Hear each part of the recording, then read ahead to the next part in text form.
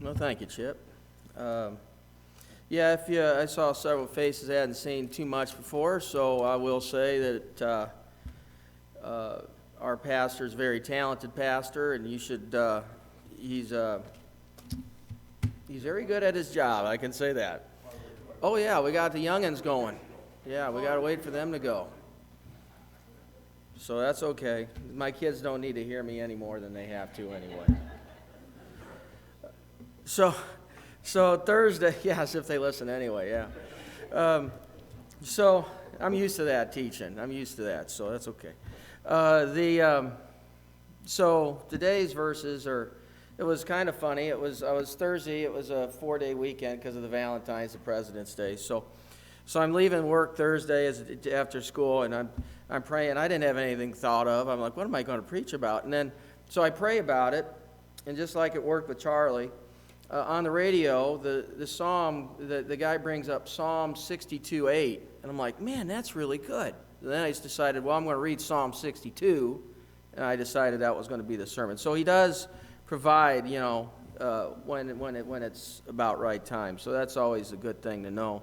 But the verses that it's based on is Psalm 62, 5 through 8, if you wanted to look those up. And then when it comes to the references to Jesus, I ended up going into Luke for those, because Luke, in this case, I thought would be a good account, because Luke is more documentation about everything. So I'm going to be in Psalm 62, 5 through 8 for the most part, and then backing it up with Luke is a primary backup there. And it went back to something Pastor Ailes told me years ago when he first started going up there. He's like, it's okay to preach about Old Testament and things like that, but if you do, remember to back it up with New Testament and back it up with Jesus so that we know what's going in. And whenever there's advice or something out there, like Chip was saying about his Bible study class, I always try to make it a point to listen, good or bad, right or wrong, because I can either figure out one way or the other what fits and works for me. And so whatever I'm saying up here, you can take it how you want, but usually when I'm up here, don't take it the wrong way, because I'm looking more at the log in my eye, as Jesus would say, as opposed to the speck in yours, because I look at the verses and I say, well, I can do better at that. So with that in mind, keep that in mind. So, because that's really what, if I don't get something out of it, I know you ain't either. So that's where I'm working from here. And so, like I said, Pastor Bill is wonderful. So if you get the opportunity, and if you're not normally here, the guy's a workaholic, and we're glad to have him. So Psalm 62, 5 through 8, my Bible study says about the passage, so you get a little bit of detail with it, is that the psalmist commits himself to God. So this is from my study Bible, the extra section on it. Commits himself to God when threatened by the assault of conspirators who wished to dethrone him. The author surely was a king, and if it was David, the circumstances could have well been the efforts of the family of Saul to topple him. Verse 3 suggests a time of weakness and may indicate advanced age. Implicitly, the psalm is an appeal to God to uphold him. No psalm surpasses it in the expression of simple trust in God. And it is a weird psalm, because you get these verses that are just strong. God is my center. God is everything to me. And then you get other verses in it, if you get a chance to read the whole thing, that are literally, you can tell that there are people talking about him. There are people going out about him, and you can see it, and you're kind of wondering what is in that verse. Why is it kind of got this? It's a weird dichotomy. We got one side of a 180-degree spectrum, the other side of a 180-degree spectrum, and but that's the concept behind it. Is that David was having people challenge his throne. He was older. He was weaker at this point, and he was putting his faith into God. So Psalm 62, 5 through 8. Yes, my soul find rest in God. My hope comes from him. Truly, he is my rock and my salvation. He is my fortress. I will not be shaken. My salvation and my honor depend on God. He is my mighty rock, my refuge. Trust in him at all times, you people. Pour out your hearts to him, for God is our refuge. So let's start with as we start there, let's start with the Psalm 62:5 there, where it says, yes, my soul, find rest in God. My hope comes from him. And so there's really two parts here. There's the find rest in God, and my hope comes from him. And so for the find rest in God, I wanted to point out this is not past tense. This is not a past tense verse. This is present tense. So when we say finding rest, it's suggesting to actively go out and find peace. This is an act. This is a verb. This is a section that is happening that must be continuing on. If this is an older king, that's an interesting concept, because when we think of older kings or people who've had lots of success, a lot of times when we have people who are very elderly in what they've done and they've been successful, there's either two ways that they go with it. They either look behind and they marvel at what they did, or they're using it still and they're going there. This is a little bit off what I had, but I remember student teaching. And when I student taught, first 9 weeks it was Klondike Middle School, which is a charter school. It's one of the top schools in the state. They're in the top 2% of ISTEP every year. So I went from there to Crawfordsville, to Molly B. Hoover Elementary, which is one of the oldest elementary schools in the state. They had 3 teachers that had 30 years of experience each in the 3rd grade. And I'm telling you, I have never met 3 smarter teachers, because they were the elderly that were thinking into the future and still using what they had learned to be continuing to do what David's doing here. And that is using whatever they have just to think of what's happening now and still being active. When we've seen Alzheimer's patients, or we had a professor come in, and I went to a conference one time, and we had a professor, an actual doctor. He's one of the top Alzheimer's experts going. And he said the number one piece of advice for anybody who has Alzheimer's in their family, was don't retire, which is why he was speaking to teachers. He wanted to make sure that we got people to be active learners, that they continue to learn throughout their lives. And so David here, this is present tense. He's using his experiences with God as a suggestion that he needs to keep actively seeking God. He is not turning it down. He is actively going at it. And finding rest for us is suggestively to go actively out, go find out and find peace. We have to make quiet time, center ourselves, and pray to God. Here are some examples from Jesus. Luke 4. Jesus was fasting in the desert for 40 days. In Luke 4:43, Jesus said, I must preach the good news of the kingdom of God to the other towns also, because this is why I was sent. When did he say this? After he came back from his solitary place. He spent his time in detail, solitarily studying, thinking, meditating for all that time. About 8 days after Jesus said that, Luke 9:28, the transfiguration with Moses and Elijah. The verse reads, after 8 days after Jesus said this, he took Peter, John, and James with him, and he went up to a mountaintop to pray. This is going to be a special for them, and that's why they're mentioning it here. He took Peter, John, and James with him up the mountain. So what is this going after here? Well, there's an implication, isn't there? There's an implication that what did Jesus do? He regularly went up and he prayed in solitary. He went up and he had private time every day. And this was special because he allowed these gentlemen, these apostles, to come in and pray with him. And then, of course, the transfiguration happened. Luke 11:1. One day Jesus was praying in a certain place. He then teaches the Lord's Prayer. So he was praying separately. They asked, what are you praying? And there you go. Taught them. Luke 22:39, the Garden of Gethsemane. Jesus went out as usual, and that's actually word for word, as usual. So this was common occurrence. to the Mount of Olives, and his disciples followed him. So Jesus made it a regular point to find solitary time to be with God every day. That's interesting to me. I mean, many times it's not just the words Jesus said, but the examples. And that's certainly 4 examples right there. And there's probably many more that I didn't pick up. But there's at least 4 right there from Luke of that. My hope comes from him. That's the second part of that verse. And again, this is current, not past tense. Even if there is an old ruler barely hanging on here, he's not living in the past. He's thinking about the future.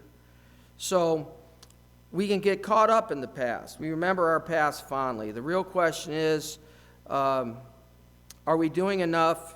The real question that I had when I was reading this is that, are we doing enough to create a bright future? So if we're living now, and we think of our past fondly, then what are we doing so that those coming behind us are having a fond past? What are we doing to help them out and help this world be a better place? Maybe that's just the kind of thinking that I do, but it is a thought that I had when I was thinking of this verse. What are we doing? If we don't want to be living in our past, it's nice that we have our past. It's nice that we do these things that have there. But at the same time, what are we going to continue to do? Because it's easy to get caught up. And with that second part of that verse, that's what that I was mentioning there. And I also wanted to put, this is not on the macro scale. This is on the micro scale. I mean, we can't individually think that every time we do something, we're going to be the ones that change the lives or thoughts of 7 billion people on earth. But we can change our little bit. We can do our little part. We can have the effect that we want, and then that can grow. And if we have enough faith in God, that it will grow and continue to grow the way we need it to. So we have to think about, what can we do as individuals to help make this place better? What can we do as a group to make this place better? The angels sing every time that somebody gets baptized. That one person that gets baptized is worth more than all the riches on earth. So, what are we doing on a micro scale that can help? That might be that thing. Because that micro turns into big things down the road. I mean, think about it. What have we been running and scared of for the last year and a half? A virus. It's a nanometer in size, 3 nanometers. I can do this in class all the time because I'm a science teacher. That's about a millimeter. The distance between my fingerprints there, my 2 fingernails. Take 1,000,000 times smaller than that, and that's what's put the world on edge. Because that's what a nanometer is, and that's about the size of a virus. So it's not the big things that change the world, it's the little things. So us doing our part, little parts, all of us, end up doing a lot more than, extra. So Luke 16:15. He, Jesus, said to him, "You are the ones who justify yourselves in the eyes of others, but God knows your hearts. What people value highly is detestable in God." And that's just, I put that out there to help justify what I was trying to say right there a minute ago. I mean, what are you striving to do? What are you striving to do? What are you looking at? What is making you successful? How do you view that? How can we make ourselves better? And in the true terms of that, it's not how do we make ourselves better to the world, but to God. And so bringing people to Christ, doing what we need to do that, is something that needs to be up there. And that's what I got out of that part there. 62:6. So moving on to the next part of Psalms. Truly he is my rock and my salvation. He is my fitness, if I read that right. He is my fortress, my handwriting. I will not be shaken. Truly, he is my rock and my salvation. He is my fortress. I will not be shaken. This is a strong, bold proclamation. God said David was a man after his own heart. This is an example why. He puts God first. So God is first for David. He has centered his life around his faith in God. And Luke 14:33, in the same way, those of you who don't give up everything, you cannot be disciples. Now, he's not saying that there aren't wealthy people who can't be Christians. He's not saying that you're not going to get blessed if you're a Christian. He's not saying anything like that. What is he saying? If you take the verse in context in Luke 14, 25 to 33, there's two things that's coming up. You must consider what you are doing. If you're going to be a Christian, you're going to have to consider it. It's not something you take lightly. Because if you're going to follow Jesus, you must put him first. He's got to be in the center. You can't not have Jesus in the center when that goes on. So you don't follow Jesus lightly. He has got to be in the middle, and he's got to be in your focus and in your heart. And there's blessings that come from that. All right? If you live a good Christian life, there's a lot of good things that come from it that literally keep you centered in all other ways. I can tell you from my experience, the more he's in the center, the easier my life goes. And hopefully that happens to you too. But that is certainly the point of what those verses are. He put him first, and everything else comes next. And that's what David did. David was putting him first in that psalm.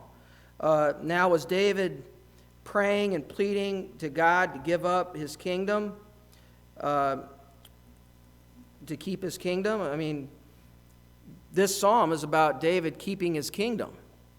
And it sounds kind of, yeah, he was, but the reality is that's secondary. I mean, think about it. He's saying, if it's in your will, if you end up following Psalm 62, let me keep my kingdom. And those that are working against me, those who are trying to take my throne, and I'm paraphrasing, take his throne there, give them their just rewards. But whatever your will, be done. So even when he's trying to plague and beg for his kingdom, he's still putting God in the center, saying, you know what, if it's not my will, that's fine. That's okay. Your will be done. So there is that part of it, but you have to take into account that first part, that's what's going on there. So in Psalm 62, clearly the main proclamation here was that God, it is in his will that he leaves his fate. 62:7, my salvation and my honor depend on God. He is my rock, my refuge. Much of the same here, but I wanted to focus on one word, and that's refuge. A refuge is a place of safety, is a place one feels safe. So a refuge can be different for different people. Or it can be different at different points of your life. What might have been a nice refuge for somebody when they're in their teenage years, or a nice refuge for somebody as an adult, may be different places. For me, for example, when I was young, it could have been different quiet areas of a forest. I liked to go on a lot of nature walks when I was a kid, or on a baseball field. I never felt more at home than I did on a baseball field. All right, spent a lot of time there. But when I write these meditations today as an adult, it's usually in my basement, my man cave, I'll be honest with you, because I got a couple couches in there, and it's quiet. I can say I'm writing something. I could keep it as quiet as I want, or I could put on some music or something, and I can be left alone, and it's a nice little place. Everybody has a refuge. You have a place that you feel safer than everywhere else. I wish we had lived in a world where you could do that even more, but it is what it is, and so whatever that refuge that is. But here's the thing. In this verse, the meaning and intent is that God should be our refuge. God should be on our center, and we should be going to him for everything. He is where our faith and our safety is. Doesn't matter where we are if we're there with him. It's like that poem, There's the guy's walking with Jesus, and you remember that one in the sand, and it's like, well, where you been? I've had trouble. And he's like, well, and there's one footprints in the sand, and it's Jesus carrying the guy. Same thing. He should be our refuge. It should be there. Now, remember I'm a science teacher, so I'm bringing some stuff up and bringing it with it. So keep that in mind. He should be at the center of your fears, but I got a couple of things that were interesting reads this week, so I read through them a couple times. A Science Daily article was, there was an observation from the ALMA, which is a giant telescope, and they found a galaxy which was dying. They actually found a galaxy die, and they observed it. It's the first time they'd ever done it. It was expelling gas. What had happened was they think it hit another galaxy. I don't know how that happens. I don't know how empty space hits empty space and blows up, but apparently it does. So it was expelling gas that was equivalent of 10,000 of our suns a year. 10,000 of our suns. Now, in perspective, you could stretch or stack 109 Earths in diameter, and that's about the diameter of our sun. You literally move that about every way. You could literally fit hundreds of thousands of our planet inside our sun. And it's expelling 10,000 suns a year. Now, by their estimates, the light is traveling, I say their estimates, who really knows? The light has traveled 9 billion years at the speed of light in order to be able to reach us. So this actually happened about 9 billion years ago, if you follow that logic. Don't ask me how that works. God's bigger than I am. So, this planet, if you're interested, this galaxy was labeled ID 2299. It is so far out there, we don't even name it. We just give it an ID number, and there it is. So, kind of crazy. On the other end of the spectrum, and I use this one in class all the time, you have about 30 trillion cells in your body. You have between, this part I find gross, but I like it because the more I can gross people out with scientific knowledge, I take it. So you have between 30 and 100 trillion bacteria in your body. Now, the internet will tell you 30 trillion, but I have read studies in the last year where they're saying you have over 100 trillion bacteria in your intestines alone.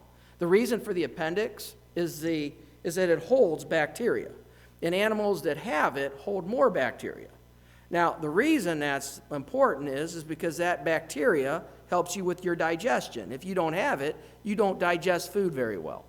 And they're finding in many cases where areas of poverty where they've eaten a lot of junk food and cheap junk food type things, is that their lives are shortened because they haven't eaten enough of the healthy food to develop enough of this good bacteria, and it's developed into problems later on. So eating healthy, especially to your youth, is very important. But at any rate, you have 30 trillion to 100 trillion bacteria in your intestines alone. So that should be mind-boggling, because what about the rest of it? You're more little bugs than you are you, even the cleanest of us. Now, in your cells, the DNA is currently estimated between 19 and 25,000. I say that because when they first did the Human Genome Project, they said we had between 33 and 36,000. So their numbers are certainly fluctuating, and we're not nearly, let's face it, pine trees have more DNA and genes than we do, all right? They had found a pine tree that had like 200,000 genes. So what's my point? My point is God created all of it, the big and the small, from the majestic to the insignificant. There had to be a creator if you follow all of it. And he created all of it. He didn't create just the little stuff that made us us, because if you have just a few cells in the wrong area, you're dead. It ain't an accident. You got 33 trillion cells in your body. I got a few stomach cells that went bad, and look at all the problems it caused me for a year and a half, where I should have been dead 2 years ago. If you get a little bit of cholesterol cells in the wrong artery of the heart or the brain, you are dead.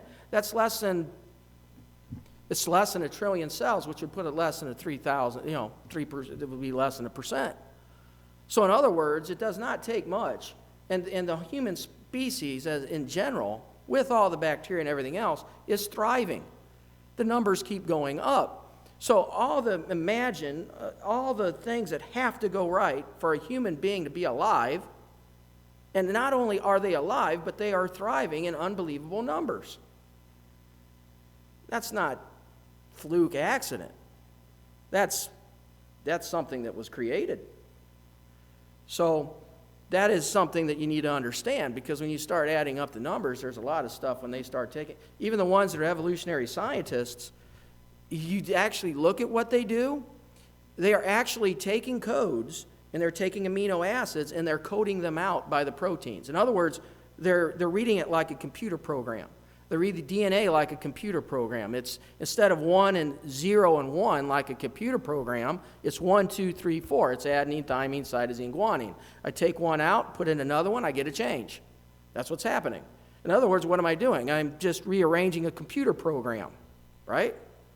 In other words, it's all been created. It's kind of a crazy thing. That's why it's mind-blowing, because the same guy that created us created a galaxy that's leaking 10,000 suns a year, and that's going to continue for millions of years.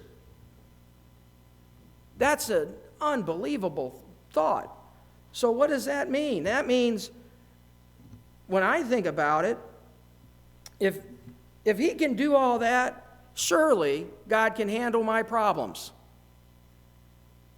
Surely he can be in the center of my life, and he can take care of it, because if he can do all that, then my problems aren't worth a hill of beans, because he's done all that. Now, with that being said, that doesn't mean everything's going to go good for you. All right? We may not always like the result. We may not like what happens down here. There may be evil. There may be things that happen. But we got to have faith that he certainly has a plan that's for our greater good. And the reality is that's why Jesus died on the cross, to take care of that problem. Because that problem was death. That problem was sin. It's gone. He wiped it away if you're a follower of Jesus. You're coming back. Now, there is a side note. This side note was, according to the internet, which is why you don't always want to put faith in the internet, David, this was the first thing they had about David, believe it or not. David is in the Religious Hall of Fame. Now, that drove me mad. I was like, a Religious Hall of Fame? What the? And I almost cussed. Even then, I almost cussed, and I held myself just like I just did. That annoyed me, because who are we to judge who is righteous? A Hall of Fame is to memorialize the individual and the individual's accomplishments. This is a deflection away from God to an individual, and I question the idea of a religious Hall of Fame. So just so you know, that's one Hall of Fame I'm against. Because if you're really serving the Lord and you're religious, you're not looking for a Hall of Fame. You're not. That's like against the point. So that's a man thinking of how can we honor people, and that's not, we should be honoring God. 3, 62:8, trust in him at all times, you people. Pour out your hearts for him, for God is our refuge. The radio personality at the time just focused on the front of this verse for 62:8. Trust in him at all times. And what he meant is if you're trusting in him at all times, it was meant for to him that not only at all times, but in everywhere as well. So it wasn't just, so God should be in the center, not just at all times, but he should be with us everywhere we go. And that should be the goal, that you have God with us all the time. So when people see us doing things, they see God working through us. Like I said, one of the things I like to study on my spare time, and I guess that's just because it's one of those smart things that I like to do, geeky things, is World War II things. Well, how many stories are on the battlefront where somebody did something nice for somebody? And it comes back 60 or 70 years later, and it's used as an inspirational thing somewhere. And they never meant for that to happen. When you hear people that talking about their brothers in the battlefield, the people, veterans from Vietnam or veterans from World War II, or these people that were veterans, they remember those little acts that everything did. And I remember my grandpa at times talking about he'd put extra honey in his eggs, because when he came by, the cook liked them. He'd put a little bit of honey in his eggs so they tasted halfway decent, because they had those rations, Army rationed eggs. They didn't have the real stuff. So to this day, when I'm serving my kids the thing, I put a lot of honey in those eggs, and boy, they eat them good. But those little things that add up, they see that. They add up. Those micro things add up to somebody in their daily life. So in summary, I got 3 main points for it. Make a point for quiet time if you're going to get things out of this, and hopefully you do. Make point for quiet time and time with the Lord. He desires your communication. And when you communicate with God, he should get your full attention. They're again, my writing sometimes, sorry. There are rewards to such activities, is what I have here, and peace comes along with that, with your walk with Christ. So having that peace, that centered peace, is something that should be important. I make it a lot of times in my quiet time is after I hit that snooze button, I'm getting ready to work. I call it my Zen time. That next 7 or 8 minutes, I try to clear my head and think of nothing. This prayer. And it helps. If I don't get that Zen time, I end up being a grumpy guy the rest of the day. So there is a time when you should be doing that, and whatever that time is, give him full attention so that you can be on a communication with him. He should be the center of your life. Put him first and when you do something. Don't worry about the rest. You cannot control the rest. God is God. He created the universe and everything in it. If you accept and follow Jesus, you'll get to heaven. His plans and what he has planned for us is better than anything we can imagine. Again, just remember, Jesus and the cross. In the end, if everything else ain't going right, if you've accepted him, you know the end result. You know where you're going to be. And then finally, our lives, words, and actions should be like David's. We should be proclaiming God. Everything we have is a gift from him. We don't always appreciate that gift, and we don't always appreciate that who gave it to us. And don't be the little kid at the birthday party. And you know what I mean. When that little kid's got 30 presents in front of them, and they unwrap every one of them to see what's next, and they sit there and they complain about the one thing they didn't get, or they spend 20 minutes in the box, and they let, all that time was spent, at the present that somebody bought them or worked for them. Don't be that little kid. Be that little kid that's grateful for whatever they got.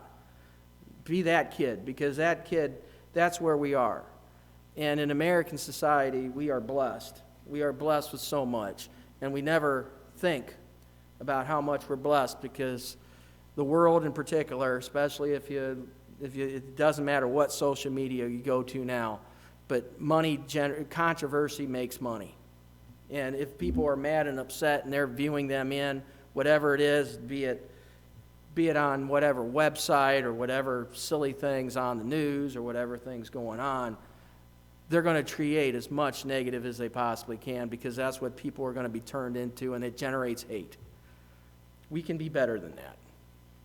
We can do better than that, and appreciate that whatever you've gotten, it's been a gift, and we should be thanking him. And certainly, whatever I've done in my life, good or bad, it's probably not worth what I've already done. So, with that being said, that's all I had for you. I kept it at a reasonable time, I hope. So, thank you for the time, and if you're like, man, I got to do better than that for a sermon, the real guy comes back next week, and he puts a lot of work into it. So I hope you'll like him if you do. So thank you for your time.